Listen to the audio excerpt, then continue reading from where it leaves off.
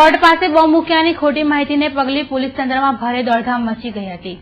આજરોજ સવારે પોલીસ કંટ્રોલમાં આવેલ એક નનામા ફોનની ઘંટડીએ તમામ પોલીસને દોડતી કરી મૂકી હતી। કોર્ટ નજીક બોમ્બ હોવાના આ નનામા કોલની તપાસ કરવા પહોંચેલી પોલીસે કોર્ટની આસપાસ તમામ સ્થળે બોમ્બ સ્ક્વોડની મદદથી તપાસ હાથ ધરી હતી, પરંતુ કાંઈ ન મળ્યો હતો। દરમિયાન મોરે ચેમ્બર્સમાં એક બિનવારસી બેગ મળી આવી હતી, જેને બહાર લાવી તપાસ કરતા કોથળામાંથી બિલાડું નીકળે તેમ બેગમાંથી કપડાં નીકળ્યા હતા। અલબત્ત બોમ્બની માહિતીથી પોલીસ તંત્રને ભારે કસરત કરવી પડી હતી। જોકે પોલીસે આ અંગે તપાસ કરતા નનામો ફોન કરનારનું નામ જયદીપ શાહ હોવાનું બહાર આવ્યું હતું અને જમીન વિવાદમાં મોરે ચેમ્બર્સના અજીત મોરે સાથે મિલકતનો વિવાદ પણ ચાલે છે। ત્યારે પોલીસનું માનવું છે કે જયદીપ શાહે ખોટો મેસેજ કર્યો છે। આ અંગે પોલીસે વધુ તપાસ હાથ ધરી છે। આવીને અમે ચેક કર્યું તો આમાં કંઈ મળ્યું નથી।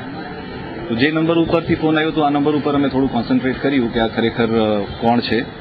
તો જયદીપ કાંતિલાલ શાહ કરીને એક માણસ છે અને આ નામ અમારા ધ્યાન ઉપર આવ્યું એટલે તાત્કાલિક અમને ખબર પડી ગઈ, કારણ કે છેલ્લા 3-4 દિવસથી થોડું આ ભાઈનું વારાઘડી એફપીઆઈ રાવપુરા ઉપર, એસીપી ઉપર, મારા ઉપર ફોન આવતો હતો। મૂળ વસ્તુ આ છે કે આ એક એનજીઓ ચાલુ કરી છે, જય વિરાયતન કલ્યાણ યોજના।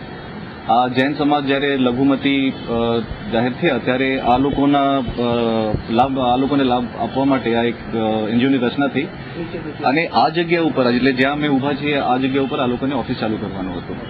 અને જે માલિક છે અહીંયા અજીતભાઈ મોરે, જે જીબીમાં કામ કરે છે, આના દીકરા પાસેથી ખોટી રીતે એક કાગળ કરાવી લીધું, જેમાં આખું બિલ્ડિંગ જયદીપ કાંતિલાલ શાહના એનજીઓના કામકાજ માટે લખાવી લીધું, પણ ખોટી સહીવાળી હતી। હવે આના પછી 3-4 દિવસ પહેલા અહીંયા ઘણા બધા જે લોકોએ રજીસ્ટ્રેશન કરાવ્યું હતું આમાં લાભ મેળવવા માટે, આ લોકો અહીંયા આવી ગયા હતા, પોલીસ પણ બંદોબસ્તમાં આવી હતી।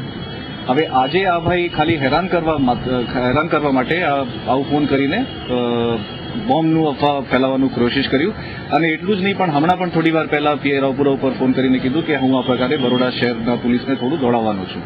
એટલે આજે આ બધું વિગતો અમે અહીંયાથી મેળવી અને જે ભૂતકાળમાં જે અહીંયા જે એનજીઓનો વિવાદ છે અને જે પાવર ઓફ એટર્ની કરાવી લેવામાં આવ્યું છે, દસ્તાવેજ કરાવી લેવામાં આવ્યું છે, અને આજના અફવાને ધ્યાને લઈ અમે આજે સાંજે આમાં કડક ખાતે પગલાં લઈ આના વિરુદ્ધ અમે ગુનો દાખલ કરીને આને આગળની કાર્યવાહી કરી।